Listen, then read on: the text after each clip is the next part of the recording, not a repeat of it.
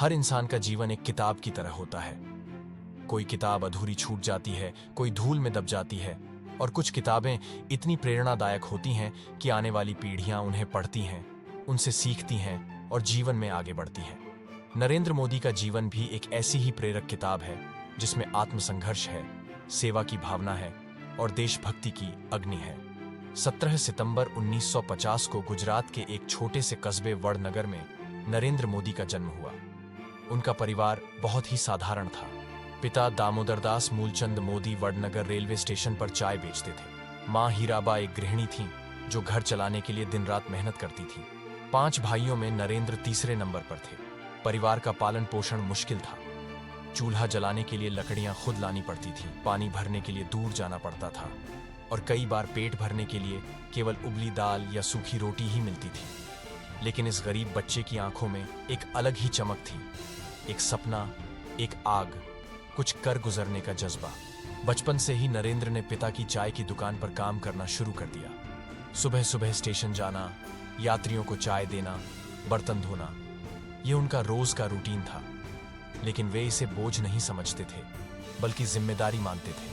वहीं चाय की दुकान पर बैठे बैठे वे लोगों की बातें सुनते, देश दुनिया को समझते और विचार करते कि कैसे हालात बदले जा सकते हैं।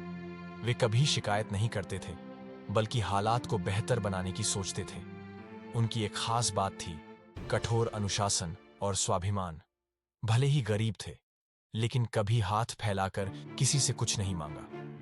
वडनगर के स्कूल में नरेंद्र एक औसत छात्र थे, लेकिन उनमें गजब की जिज्ञासा थी। उन्हें किताबें पढ़ने, नाटक करने और कविताएं लिखने का बहुत शौक था। वे एनसीसी कैडेट भी बने और बाल स्वरूप रामलीला में हिस्सा लेते थे। शिक्षक उन्हें एक ईमानदार, सच्चे और निडर छात्र के रूप में याद करते हैं। वे कहते हैं कि नरेंद्र में कुछ अलग था, एक चुपचाप काम करने वाला लड़का जो हमेशा दूसरों से पहले खुद पर विजय पाने की कोशिश करता था। किशोरावस्था में नरेंद्र के मन में सन्यासी बनने की इच्छा जागी। उन्होंने अपना घर छोड़ दिया और हिमालय की ओर निकल पड़े। वे कई महीनों तक अलग अलग आश्रमों में रहे, साधुओं से मिले, ध्यान किया और आत्ममंथन किया। इस दौरान उन्होंने सीखा आत्मनियंत्रण, सेवा और सच्चे अर्थों में राष्ट्र सेवा क्या होती है। वे जब लौटे तो पहले से कहीं अधिक शांत, परिपक्व और उद्देश्य प्रेरित थे। घर लौटने के बाद नरेंद्र ने राष्ट्रीय स्वयंसेवक संघ आरएसएस से जुड़ने का निर्णय लिया। वे नियमित शाखाओं में जाने लगे, प्रचारक बने और संघ के विचारों को जीवन में अपनाया। यहां उन्होंने सीखा अनुशासन क्या होता है, संगठन कैसे काम करता है, देशहित सर्वोपरि क्यों है, कैसे व्यक्तिगत इच्छाओं को राष्ट्रीय लक्ष्य में मिलाया जाता है। संघ में रहते हुए नरेंद्र जी ने कई सामाजिक कार्य किए। आपातकाल में भूमिगत रहकर लोकतंत्र की रक्षा की और भारत को जागरूक करने के लिए युवाओं को संगठित किया। राष्ट्रीय स्वयंसेवक संघ आरएसएस में नरेंद्र मोदी एक समर्पित प्रचारक के रूप में उभरे। उन्हें कोई बड़ा पद नहीं मिला था, लेकिन उन्होंने छोटी छोटी जिम्मेदारियों को भी पूरी निष्ठा और उत्कृष्टता से निभाया। वे साइकिल चलाकर गांव-गांव जाते, युवाओं को जागरूक करते, स्वच्छता अभियान चलाते और धर्मनिरपेक्षता की असली परिभाषा सिखाते। उनकी यही मेहनत, समर्पण और संगठन क्षमता जल्द ही संघ के वरिष्ठों की नजर में आ गई। 1985 में नरेंद्र मोदी को भारतीय जनता पार्टी बीजेपी में नियुक्त किया गया। उस समय पार्टी एक छोटे स्तर की राजनीतिक ताकत थी, जिसे संगठन की गहराई और निचले स्तर तक पहुंच की जरूरत थी। मोदी को गुजरात इकाई की संगठन संरचना को मजबूत करने का कार्य सौंपा गया। वे दिन रात पार्टी कार्यकर्ताओं से मिलते, बैठकों की योजना बनाते, घर घर जाकर पार्टी का संदेश फैलाते। उनका जीवन पूरी तरह सेवा और कार्य को समर्पित था। 1990 के दशक में नरेंद्र मोदी को उत्तर भारत की राजनीति में सक्रिय किया गया। उन्होंने हिमाचल प्रदेश, हरियाणा, उत्तर प्रदेश जैसे राज्यों में भाजपा के लिए संगठनात्मक कार्य किया। 1995 के गुजरात विधानसभा चुनाव में मोदी की रणनीति और चुनाव प्रचार ने भाजपा को बड़ी जीत दिलाई। यहीं से पार्टी में उन्हें एक मास्टर प्लानर के रूप में पहचाना जाने लगा। 1995 में भाजपा ने गुजरात में सरकार बनाई, लेकिन कुछ समय बाद राजनीतिक अस्थिरता पैदा हुई। हालात ऐसे बने कि नरेंद्र मोदी को दिल्ली बुला लिया गया और कुछ समय तक वे पार्टी की केंद्रीय यूनिट में रहे। लेकिन 2001 में गुजरात में आए भूकंप ने सब कुछ बदल दिया। हजारों लोगों की जान गई, लाखों बेघर हो गए। राज्य को एक मजबूत, सक्रिय और निर्णय लेने वाले नेता की जरूरत थी। भाजपा नेतृत्व ने नरेंद्र मोदी को गुजरात का मुख्यमंत्री बनाने का ऐतिहासिक निर्णय लिया। यह उनकी पहली सरकारी पोस्ट थी और सीधा मुख्यमंत्री का पद। मोदी के लिए मुख्यमंत्री बनना एक सम्मान से ज्यादा जिम्मेदारी थी। उन्होंने सबसे पहले गुजरात भूकंप पीड़ितों की मदद के लिए युद्ध स्तर पर पुनर्निर्माण का काम शुरू किया। गांवों का पुनर्निर्माण, इंफ्रास्ट्रक्चर का विकास, बिजली और पानी की आपूर्ति, रोजगार सृजन योजनाएं। उनकी प्रशासनिक क्षमता और निर्णायक शैली ने गुजरात को कुछ ही वर्षों में एक विकासशील राज्य से विकसित और निवेश प्रिय राज्य में बदल दिया। 2002 में गुजरात में भयानक दंगे भड़क उठे, जिसमें सैकड़ों लोग मारे गए। यह नरेंद्र मोदी के जीवन की सबसे बड़ी परीक्षा थी। उन पर आरोप लगे, आलोचना हुई, देश विदेश में सवाल उठे, लेकिन वे न्यायिक जांच में दोषमुक्त पाए गए।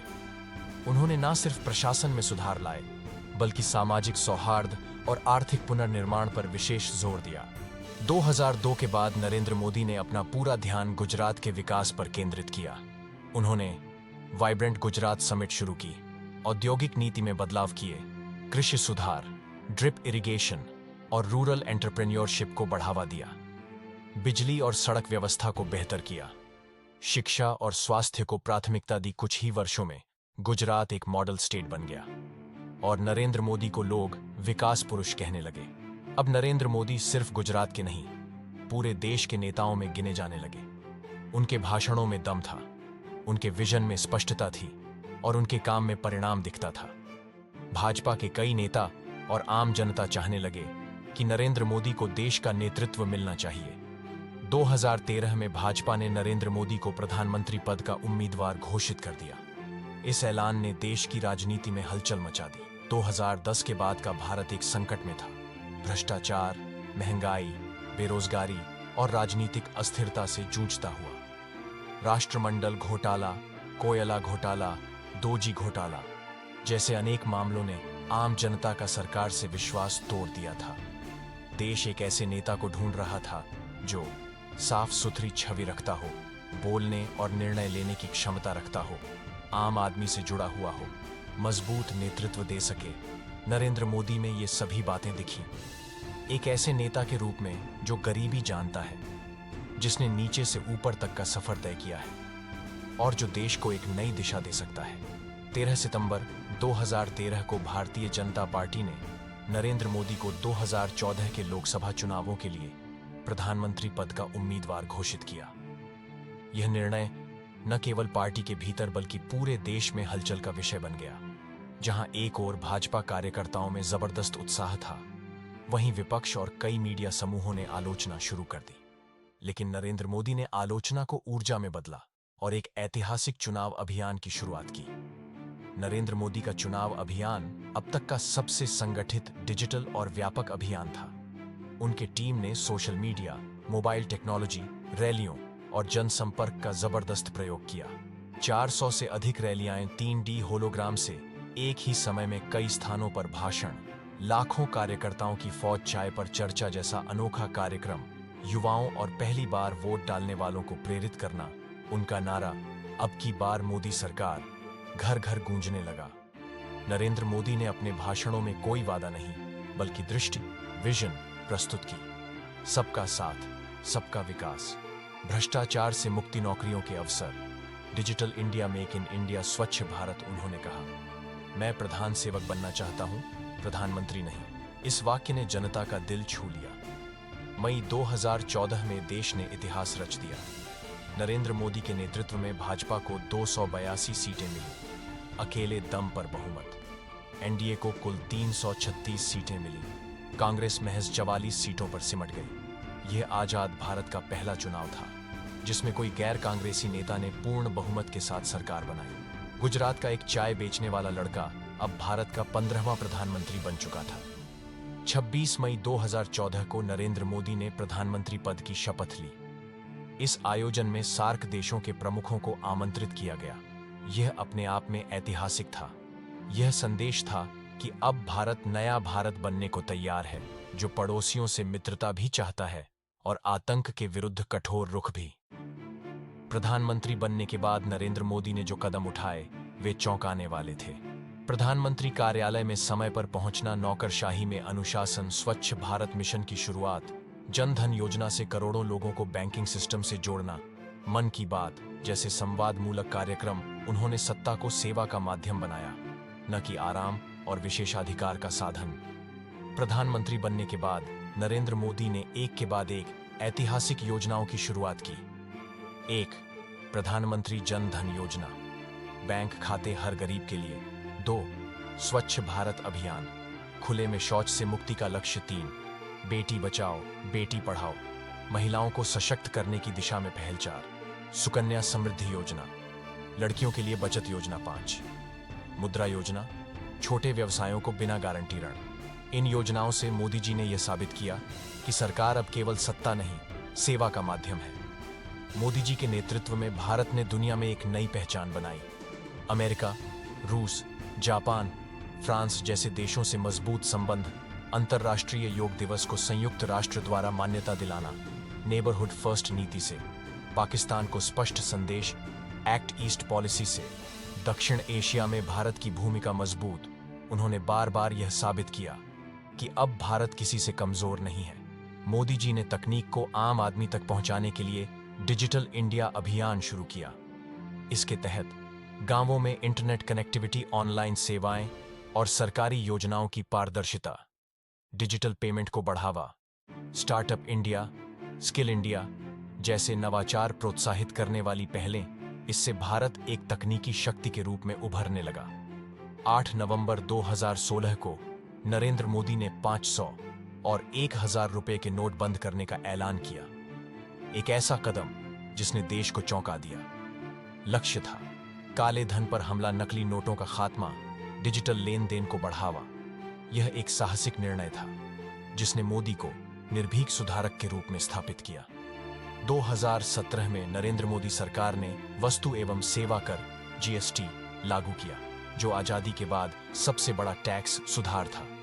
देश भर में एक समान टैक्स, व्यापार में पारदर्शिता, राज्यों और केंद्र के बीच बेहतर समन्वय। यह कदम व्यापार जगत के लिए क्रांतिकारी था।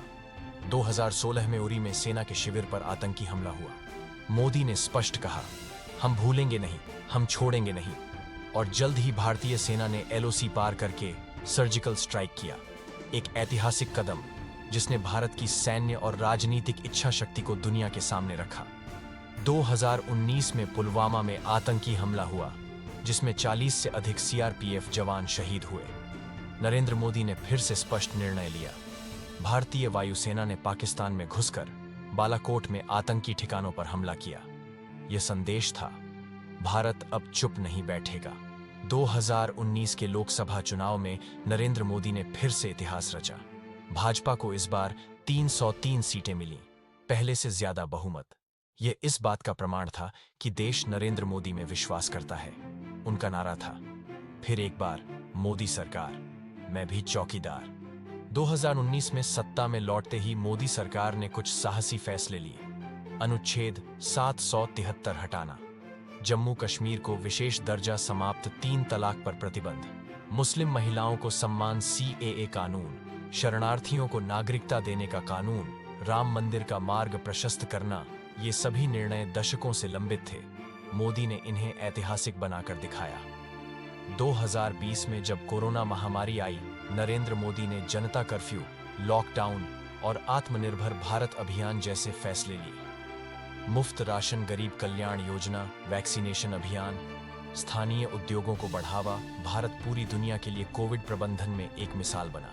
कोविड-19 महामारी के दौरान प्रधानमंत्री नरेंद्र मोदी ने देश को एक नया मंत्र दिया, आत्मनिर्भर भारत। इस अभियान के उद्देश्य थे स्थानीय उत्पादों को बढ़ावा देना, भारत को वैश्विक विनिर्माण केंद्र बनाना, रोजगार के नए अवसर पैदा करना, स्वदेशी तकनीक को अपनाना, वोकल फॉर लोकल से लेकर पीएलआई स्कीम तक। मोदी सरकार ने देश को आत्मनिर्भर बनाने के लिए कई योजनाएं लागू की। मोदी जी के नेतृत्व में भारत डिजिटल पावर हाउस बन गया। यूपीआई ने दुनिया को चौंका दिया। आज भारत में हर सेकंड में हजारों transaction digital health ID CoWIN platform से। दुनिया का सबसे बड़ा वैक्सीनेशन 5G नेटवर्क की शुरुआत। भारत अब टेक्नोलॉजी इनेबल्ड राष्ट्र बन गया था। गांव से लेकर शहर तक डिजिटल सेवाएं आम हो गईं। 2023 में भारत ने पहली बार G20 की अध्यक्षता की। यह भारत के लिए गर्व का क्षण था। नरेंद्र मोदी के नेतृत्व में वसुधैव कुटुंबकम, one earth, one family, one future का मंत्र गूंजा। विकासशील देशों की आवाज बुलंद की गई। अफ्रीकी यूनियन को G20 में शामिल किया गया। डिजिटल पब्लिक इंफ्रास्ट्रक्चर की भारत मॉडल की तारीफ हुई। मोदी अब सिर्फ भारत के नहीं, दुनिया के नेता बन चुके थे। नरेंद्र मोदी सरकार ने महिलाओं के लिए कई ऐतिहासिक कदम उठाए। महिला आरक्षण बिल 2023, संसद और विधानसभाओं में 33% आरक्षण, उज्ज्वला योजना, करोड़ों महिलाओं को मुफ्त गैस कनेक्शन, सुकन्या योजना, पोषण अभियान, बेटी बचाओ जैसे कार्यक्रम महिला खिलाड़ियों और उद्यमियों को विशेष बढ़ावा। प्रधानमंत्री ने कहा, महिलाओं को सुविधा नहीं, समानता चाहिए और हम वही दे रहे हैं। मोदी जी ने पर्यावरण को लेकर भी गंभीर कदम उठाए। इंटरनेशनल सोलर अलायंस की शुरुआत, net zero target by 2070 mission lifestyle for environment, biogas, green hydrogen जैसे विकल्पों को बढ़ावा। भारत पर्यावरण के मोर्चे पर अब नेता की भूमिका निभा रहा है। जैसे जैसे 2024 का चुनाव नजदीक आया, मोदी जी ने विकसित भारत 2047 का रोड मैप प्रस्तुत किया। 100 वर्षों की आजादी तक भारत को विश्व गुरु बनाना, हर व्यक्ति तक गुणवत्ता वाली शिक्षा, स्वास्थ्य और रोजगार, इनोवेशन, अनुसंधान और अंतरिक्ष में भारत को अग्रणी बनाना, गरीबी का समूल नाश करना। उनकी यह दृष्टि युवाओं, किसानों, महिलाओं और उद्यमियों में उत्साह भर रही थी। नरेंद्र मोदी के नेतृत्व में सरकार ने कई कठिन फैसले लिए, जिनका कुछ वर्गों ने विरोध भी किया, जैसे CAA, कृषि कानून, नोटबंदी, GST।